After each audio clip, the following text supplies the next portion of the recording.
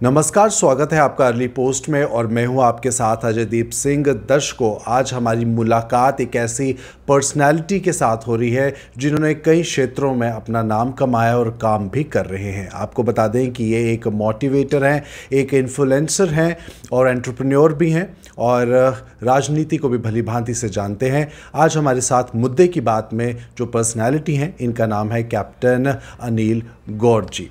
सबसे पहले धन्यवाद सर आपका हमारे इस प्रोग्राम मुद्दे की बात में। नमस्कार जी, थैंक यू। सर, आज का जो मुद्दा है ये बहुत ही ज़्यादा इस समय अगर हम कहें 1-2 दिन से काफ़ी चर्चा का विषय बना हुआ है। गवर्नमेंट कुछ ना कुछ ऐसा लेकर आती है ताकि युवाओं को जो है रोज़गार मिल सके, युवाओं को बढ़ोतरी हो अपने काम को लेकर। अग्निपथ एक ऐसी स्कीम है जो कि आप भी जानते होंगे कि 4 साल का समय दिया हुआ है कि यंगस्टर्स जो यूथ हैं वो अग्निपथ स्कीम के तहत आर्मी में जो है ज्वाइन करें और उन्हें एक नेशनलिज्म का जो फीलिंग है वो आए, देश के प्रति काम करने की जो इच्छा है वो जागृत हो। लेकिन इस फैसले के बाद कई जगह धरना प्रदर्शन हुए। अगर हम यूपी बिहार की बात करें वहाँ भी हुए और आज जम्मू में भी काफ़ी ज़ोरों शोरों से जो प्रदर्शन है युवाओं के द्वारा किया गया, जो छात्र हैं उनका यह कहना है कि उनके करियर पे जो है इससे असर पड़ रहा है। किस तरह से आप इस स्कीम को देखते हैं, क्या विचार है आपके? अजय जी, ऐसा है, ये स्कीम जो है, अगर आप जैसे कह रहे हैं कि जी ये एम्प्लॉयमेंट जनरेशन वगैरह के लिए है, पहली बात तो ये है नहीं।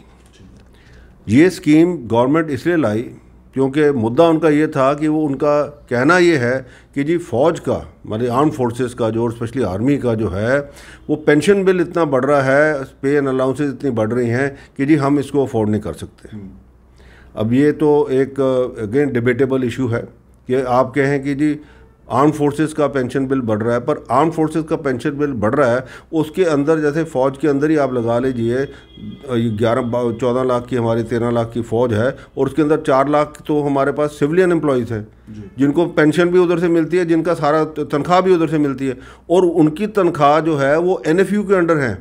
NFU के अंडर मतलब कि नॉन फंक्शनल अपग्रेड। इसका मतलब अगर उनके जो बैचमेट अगर वो प्रमोट हो जाता है 2 साल के बाद उनकी भी तनख्वाह उतनी हो जाती है। इसका मतलब जो आदमी एक बारी आता है अंदर, वो पूरी टॉप पोस्ट तक, लास्ट तक उसको तनख्वाह मिलेगी। ये फ़ौज में तो है नहीं।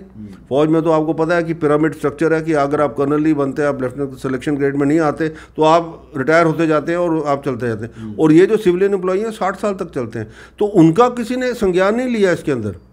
अब ये जो स्कीम निकाली इन्होंने कि जी हम नाम बड़ा अच्छा दे दिया, अग्निपथ, अग्निवीर, बहुत अच्छा नाम दे दिया, पर फैक्चुअल में क्या है? फैक्चुअल में ये खिलवाड़ है इन बच्चों की ज़िंदगी के साथ।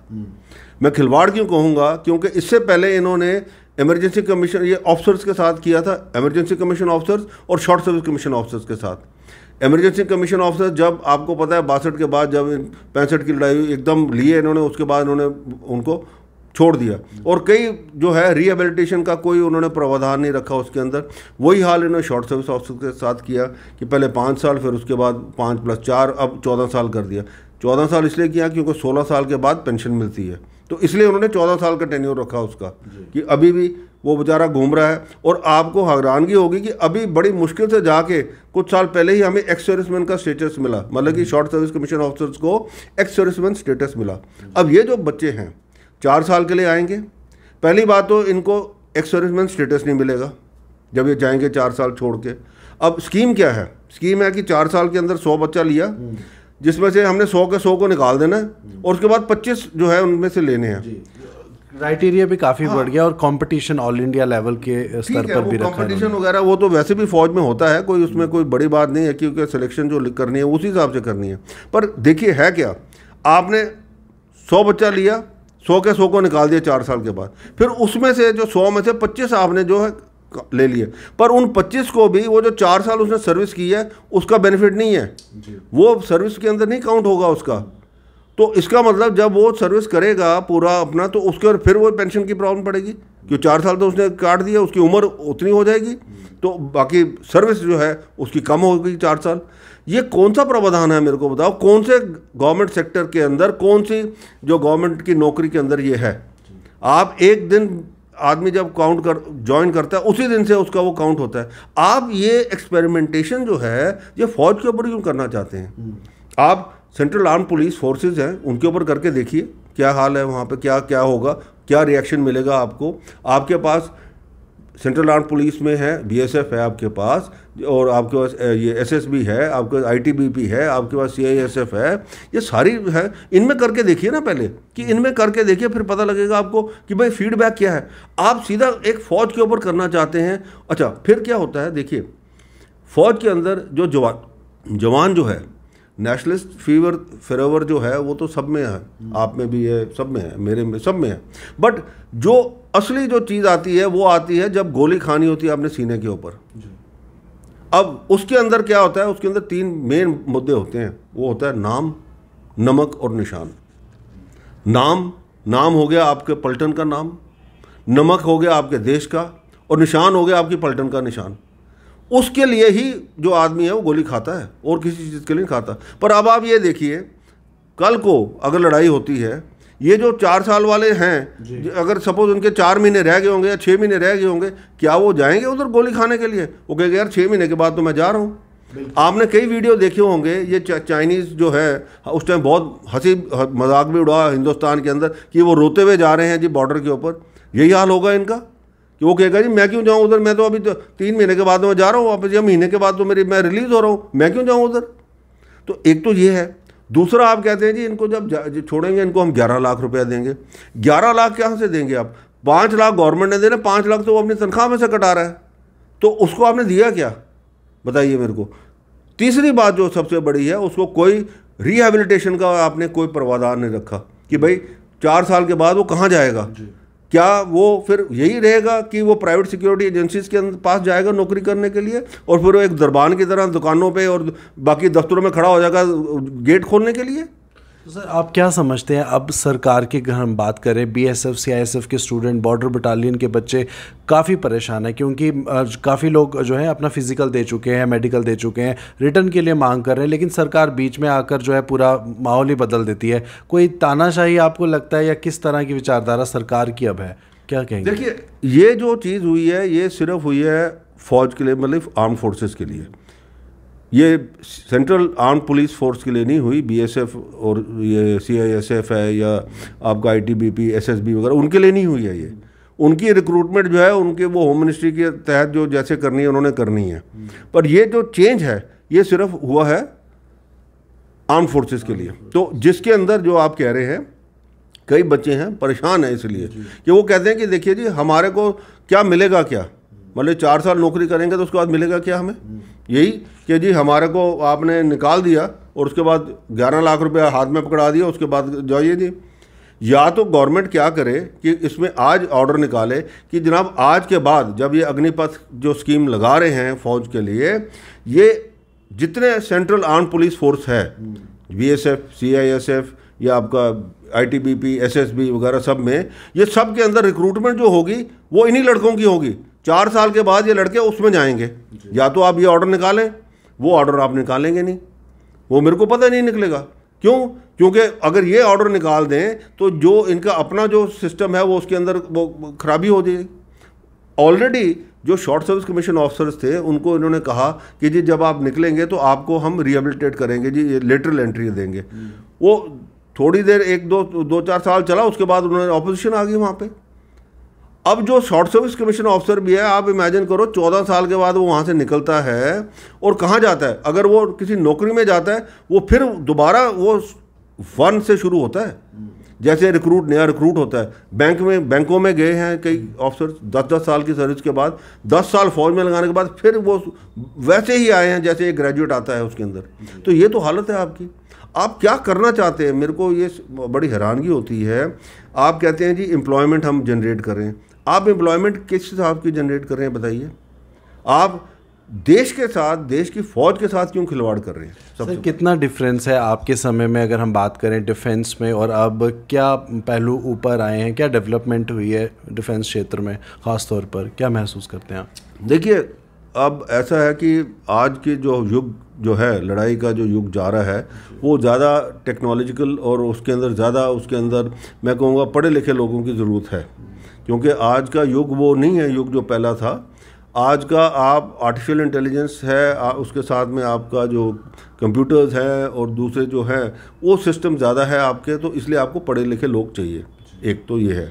दूसरा ये है कि जो एक सिस्टम था, मैं कहूँगा 47 में फ़ौज का जो एक था सिस्टम, वो उसमें से फ़ौज को काफ़ी नीचे डाउनग्रेड कर कर के ले आए हैं। अब जो है हमारा, मैं क्या कहूँ आपको कि अब वो सिस्टम फ़ौज के अंदर भी जो है लोग हैं वो कहते हैं कि जी हम वो प्री जो था हमारा वो जो 50s और 60s का वो युग ज़्यादा अच्छा था बजाय बनिस्बत अब के। क्योंकि एक तो प्रमोशन नहीं है, देखिए फ़ौज के अंदर प्रमोशन नहीं है।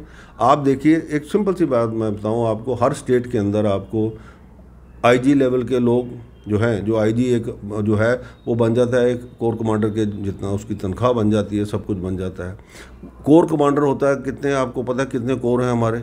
हमारा तो पिरामिड स्ट्रक्चर है ना। यहाँ पे क्या है, जो बंदा होता है जब उसकी सर्विस उतना टेन्योर हुआ उसको प्रमोशन दी, नहीं देंगे तो उसको तनख्वाह उतनी देंगे। तो फ़ौज में तो वो है नहीं। तो ये जो चेंजेस है इसके अंदर हो क्या गया है कि फ़ौज का जो मोराल है ना वो काफ़ी लोगों का बड़ा, मैं कहूँगा, मायूस से हो गए हैं। बोलेगा कोई नहीं, क्यों? क्योंकि अंडर आर्मी एक्ट है। फौज ही एक ऐसी संस्था है, अंडर आर्मी एक्ट है, और आर्मी एक्ट बड़ा क्लियर है कि क्या कर सकते हो आप, क्या नहीं कर सकते।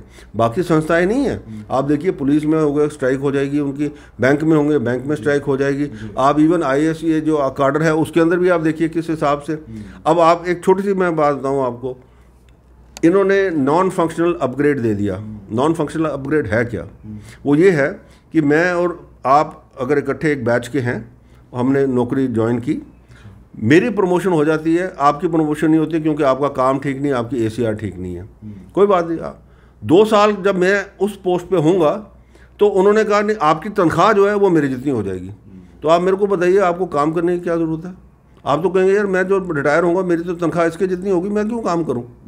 ये कोई एक देखो कोई समझ नहीं आती ना बात कि आप किस हिसाब से। और पहले इन्होंने क्या किया, ये IAS IPS के साथ शुरू किया, अब ये सारी जितनी गवर्नमेंट सेंट्रल गवर्नमेंट सर्विसेज हैं उसको दे दिए, पर फौज को बाहर निकाल दिया। और बड़ी मज़ेदार बात है, कहा जी ग्रुप A सर्विसेज को हम देंगे। और group A services as per हमारा जो कॉन्स्टिट्यूशन है, it is only two services which who are commissioned by the president of India, और वो सिर्फ आर्म फोर्सेज हैं। आर्म फोर्सेज को आपने ग्रुप A से बाहर निकाल दिया, जो ग्रुप A हैं एक्चुअल, और बाकियों को आपने दे दी। तो ये जो चीज़ें हैं, यही स्ट्रक्चर जो है अब जो ये इंट्रोड्यूस कर रहे हैं इन बच्चों के साथ में, आप देखिए होगा क्या। एक रेजिमेंट के अंदर आपने 100 आदमी अगर भर्ती हुआ, 100 के 4 साल के बाद 75 बाहर निकल जाएंगे। मतलब 75 के भी छोड़ के आप के 100 निकलेंगे, फिर वो 25 उसमें से 25 आएंगे, ठीक है नहीं, वो 25 आएंगे। इसका मतलब कोर ग्रुप आपके पास क्या है, 25 ही है ना। वही 25 आपका चलता रहेगा, 25 उसी लेवल में चलता रहेगा, बाकी तो आपका रोटेट चलते रहेंगे ना। तो इसका मतलब जो काम का जो सारा दामोदार है, जो एक्चुअल आपका वर्क है, वो तो सिर्फ इन्हीं लोगों के ऊपर रहेगा ना। बाकी तो वो आया गया टूरिस्ट ही है ना। वो 3 महीने 6 महीने उसकी ट्रेनिंग है, 2 महीने उसकी साल की एनुअल लीव है, 60 दिन, 60 और 4 कितने हो गए, 240 दिन, 240 दिन वो हो गए। बाकी आप संडे वगैरह मिला लीजिए तो कितना हार्डली उसकी 2.5 साल सर्विस, 3 साल भी नहीं। उसके बाद करियर ऑप्शन भी जो है बच्चों के पास ख़त्म हो जाता है जब वो 17 से 21 साल अपने दे देते हैं, या 23-24 में जब निकलते हैं ओवरऑल, तो और जगह पर वो अप्लाई नहीं कर सकते ना, क्योंकि डिग्रीज वो कर नहीं पाएंगे। देखिए बिल्कुल सही है आपकी बात। एक तो वो पढ़ाई उनकी छूट गई, 21 साल में बाहर निकला, फिर वो जाएगा उधर करने के लिए, उसको नौकरी कौन देगा? उसको नौकरी वही देगा, वो कहेगा जी आइए जी आप फिर उधर 1 से शुरू करिए। ये नहीं कहेगा 4 से शुरू करिए, क्योंकि 1 से शुरू कराएगा तो फिर 4 पे चलेगा, फिर वहीं का वहीं आ गया। और जिन बच्चों को नौकरी नहीं मिलेगी उनका क्या हाल होगा, आप ये सोचिए। ये ऑलरेडी हिंदुस्तान के अंदर ईस्टर्न सेक्टर में हो चुका है कि ऐसे लोग जो फौज से निकले हैं वो नक्सल ज्वाइन कर गए हैं। तो आप क्या कर रहे हैं, एक इतनी अशांति फैला रहे हैं इनके अंदर, किसके लिए? सिर्फ ये कह के कि जी फौज का जो है जी पेंशन बिल बहुत बढ़ गया, हम उसको कंट्रोल नहीं कर सकते। अरे भाई आपके पास 3.5 लाख जो सिविलियन एम्प्लॉय है, आप उनको बाहर कर दीजिए ना। आप उनको जो पे एन अकाउंट ले रहा है, पे जो ले रहा है डिफेंस पे एन अकाउंट से, उसको बाहर कर दीजिए। जो रिटायर होते हैं जो हमारे इतने, जो उसको उनको उधर ट्रेन करके उधर लगाइए, ताकि आपका पेंशन बिल भी कम रहेगा, आपकी तनख्वाह भी कम रहेगी इतना, और उनको NFU भी नहीं दे रहे आप। उनको सिविलियन जो एम्प्लॉय उनको तो NFU भी मिल रहा है ना, इनको तो नहीं मिल रहा। तो आपका जो ओवरऑल स्ट्रक्चर है, पैसा तो वहाँ बचेगा कि नहीं? आप ऐसी इनोवेटिव थिंकिंग करें। आप कहते हैं जी हम अब आप 5 साल देखिए, 5 साल भी नहीं आप दे रहे उसको, 5 साल देंगे, इसका मतलब ग्रेच्युटी मिलनी है उसको, और ग्रेच्युटी मिलेगी तो उसको एक्स सर्विसमैन का स्टेटस मिलेगा। तो उसको ना एक्स सर्विसमैन का स्टेटस है, ना ही उसके पास ग्रेच्युटी है, ना ही उसके पास कुछ है। वो फिर बेचारा दर बदर घूमता रहेगा। तो फिर वही बात आ जाएगी जो मैं बताया आपको कि वो जो गुड फॉर क्या है जी, सिक्योरिटी सर्विसेज के लिए, और सिक्योरिटी सर्विसेज में क्या है, दरबान होके खड़े हो जाए वहाँ पे। तो मतलब कि आप जो फौजी जो हैं उनको इतनी इज्जत दे रहे हैं कि वो दरबान का काम करेंगे वहाँ पे बैठ के। ये आप कर रहे हैं यूथ के साथ में। मैं तो कहूँगा बहुत शर्मनाक बात है, बहुत शर्मनाक बात है। तो दर्शकों, सुना आपने क्या कुछ कहना है अनिल गौर जी का। इन्होंने इस बात को लेकर कड़ी निंदा की है कि जो स्कीम सरकार लेकर आई है वो बिल्कुल भी युवाओं के हित में नहीं है। ख़ास तौर पर वो युवा जो 12वीं के बाद जो है जीवन में बहुत कुछ अलग अलग काम कर सकते हैं, लेकिन इस तरह का ये जो स्कीम है इससे कोई ज़्यादा फ़ायदा नहीं होगा।